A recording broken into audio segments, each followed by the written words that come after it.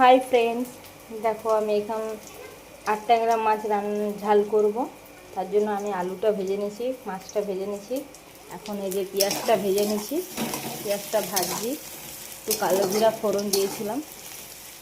আর এখানে আছে টমেটোর আর হচ্ছে রসুন আদা বাটা।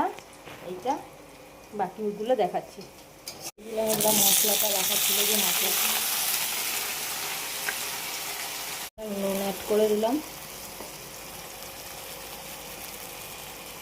হলুদ দিয়ে দিলাম 1 চামচ,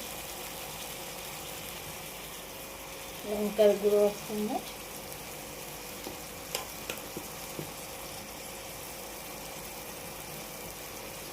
জিরার গুঁড়ো 1 চামচ।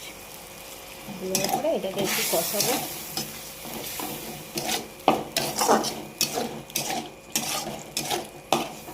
বন্ধুরা দেখো মশলাটা কষে গেছে, আর গন্ধ ছাড়ছে না মশলা। এবার আমি দিয়ে দেবো জল।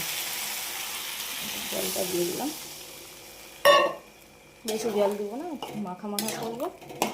জলটা ফুটে গেলে দিয়ে দেবো।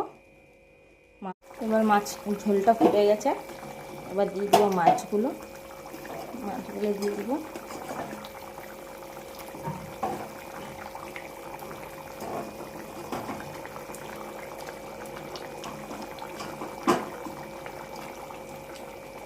মাছগুলো দিয়ে দিলাম, মাছটা দিয়ে দিচ্ছিলাম। ঝোলটা ফুটে গেছে, বেশি টানাবো না, একটু মাখা মাখাই করবো। এবার দিয়ে দেবো ধনে পাতাগুলো। ধনে পাতা দিয়ে দিলাম উপর থেকে, ব্যাস শেষ। এখন আমি একটু এটা নাড়ি চাড়িয়ে বন্ধ করে দিলাম।